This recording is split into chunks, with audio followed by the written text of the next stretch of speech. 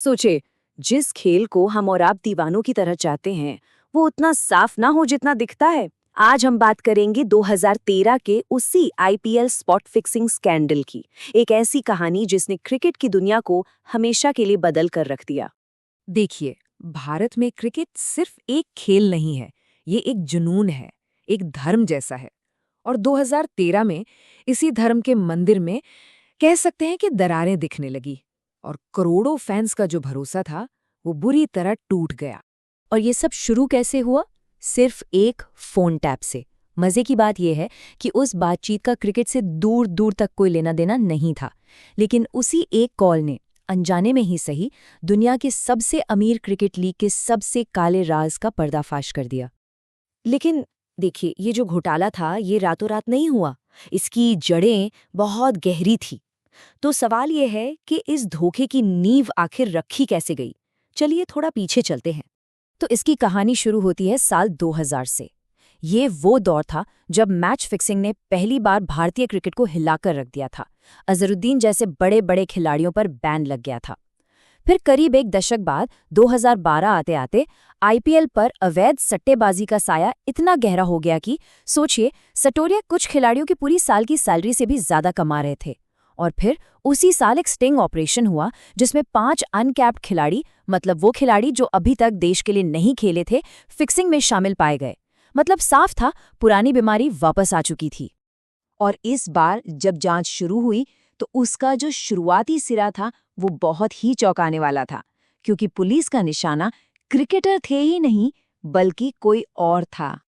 असल में दिल्ली पुलिस क्रिकेटरों के पीछे थी ही नहीं, वो तो अंडरवर्ल्ड के पीछे पड़ी थी। वो एक बड़े क्राइम सिंडिकेट को ट्रैक कर रहे थे, लेकिन उनकी ये जांच उन्हें एक ऐसी दुनिया में खींचने वाली थी जिसकी उन्होंने शायद कभी कल्पना भी नहीं की होगी। तो हुआ ये कि जनवरी 2013 में सीबीआई ने दाऊद इब्राहिम समेत 42 लोगों पर चार्जशीट फाइल की। इसी जांच में 2 फोन नंबरों पर सबकी नजर गई। एक पाकिस्तान से था, दूसरा दुबई से। फिर दिल्ली पुलिस के स्पेशल सेल ने इन नंबरों को टैप करना शुरू कर दिया। और जो बातें उन्होंने सुनी, उसने सारा खेल ही पलट दिया। वो कॉल्स उन्हें अंडरवर्ल्ड के डॉन तक नहीं, बल्कि सट्टोरियों, फिक्सर्स और आईपीएल के खिलाड़ियों तक ले गईं। तो अब पुलिस की नज़र मैदान के अंदर तक पहुंच चुकी थी, जहां हजारों कैमरों की निगरानी में हर एक हरकत, हर एक इशारा शक के दायरे में था और धोखे के वो पल रिकॉर्ड हो रहे थे। अच्छा, इससे पहले कि हम आगे बढ़ें, 1 मिनट रुककर ये समझ लेते हैं कि आखिर ये स्पॉट फिक्सिंग है क्या। देखिए, ये पूरे मैच को जिताने या हराने का खेल नहीं है। इसमें मैच के किसी एक बहुत छोटे से हिस्से को, जैसे कि सिर्फ एक ओवर को फिक्स किया जाता है, जिस पर लाखों करोड़ों का सट्टा लगता है। और पुलिस के हाथ अब एकदम पक्के सबूत लग चुके थे। 5 मई को अजित चंदीला को अपने दूसरे ओवर में 14 से ज्यादा रन देने थे। अब देखिए, उन्होंने 16 रन तो दे दिए, लेकिन वो सटोरियों को सिग्नल देना ही भूल गए। फिर आया 9 मई का मैच।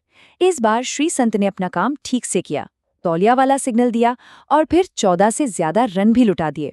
और आखिरकार 15 मई को अंकित चौहान ने 60 लाख रुपए के लिए अपना ओवर सक्सेसफुली फिक्स कर दिया। अगर हम श्रीसंत के प्लान की बात करें तो वो बहुत ही शातिर था। स्टेप 1, अपनी पैंट में एक छोटा तौलिया फंसाना, जो बुकियों के लिए सिग्नल था। स्टेप 2, फिर जानबूझकर स्ट्रेचिंग करना और अपना रनअप थोड़ा लंबा करना, ताकि सटोरियों को बेट लगाने का टाइम मिल जाए। और स्टेप 3, उस ओवर में 14 या उससे ज्यादा रन दे देना। मतलब सब कुछ, हर एक पल पहले से तय था। और फिर आखिरकार वो रात आई जब पुलिस ने अपना जाल बिछाया।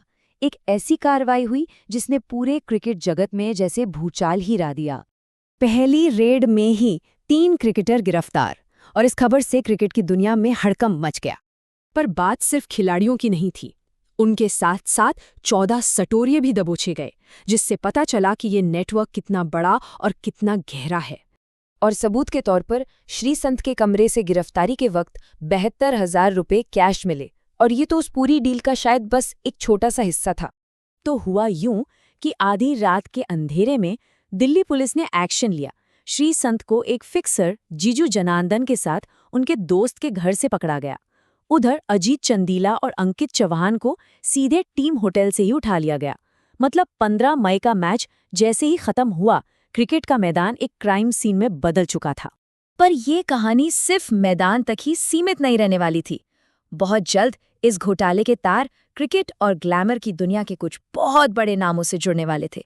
अब जांच पहुंची मुंबई पुलिस के पास और यहाँ कहानी ने एक ऐसा मोड़ लिया जिसकी किसी को उम्मीद नहीं थी। इस घोटाले के तार सीधे बॉलीवुड की चकाचौंध से जाके जुड़ गए और जो नाम सामने आया वो था एक्टर विंदु दारा सिंह का। लेकिन असली सवाल तो ये था कि विंदु दारा सिंह आखिर किसके लिए काम कर रहे थे, किसके संपर्क में थे। और फिर वो नाम सामने आया जिसने जैसे सब कुछ हिलाकर रख दिया, गुरुनाथ मय्यप्पन। ये सिर्फ चेन्नई सुपर किंग्स के टीम प्रिंसिपल ही नहीं थे, बल्कि बीसीसीआई के उस वक्त के चेयरमैन एन श्रीनिवासन के दामाद भी थे। सोचिए, अब घोटाला खेल के एडमिनिस्ट्रेशन के सबसे ऊंचे लेवल तक पहुंच चुका था। तो अब ये साफ हो गया कि ये गंदगी सिर्फ खिलाड़ियों तक नहीं थी। गुरुनाथ मय्यप्पन पर 2011 से ही 10 लाख से लेकर 1 करोड़ तक की बेट्स लगाने का आरोप लगा। और वो अकेले नहीं थे। राजस्थान रॉयल्स के को-ओनर राज कुंद्रा, उनका नाम भी अवैध सट्टेबाजी में सामने आया। मतलब अब ये बीमारी टीम के मालिकों तक पहुंच चुकी थी। खैर, इतने बड़े घोटाले के बाद सबसे बड़ा सवाल यही था कि अब होगा क्या, इसका अंजाम क्या होगा। तो चलिए देखते हैं कि इस कहानी का आखिरी चैप्टर कैसे लिखा गया। मार्च 2014 में सुप्रीम कोर्ट ने एक बहुत बड़ा और ऐतिहासिक कदम उठाया। बीसीसीआई के चेयरमैन एन श्रीनिवासन को अपना पद छोड़ने का आदेश दिया गया। इसके बाद जनवरी 2015 में मामले की पूरी जांच के लिए आरएम लोढ़ा कमेटी बनाई गई और फिर जुलाई 2015 में उनका फैसला आया। फैसला ये था कि आईपीएल की 2 सबसे बड़ी टीमें चेन्नई सुपर किंग्स और राजस्थान रॉयल्स 2 सीजन के लिए सस्पेंड कर दी गई। ये वाकई भारतीय क्रिकेट के इतिहास का एक काला दिन था। ये पूरा मामला हमें एक बहुत ज़रूरी सवाल के साथ छोड़ जाता है कि जब पैसा और ताकत खेल के साथ टकराते हैं तो असल में हार किसकी होती है?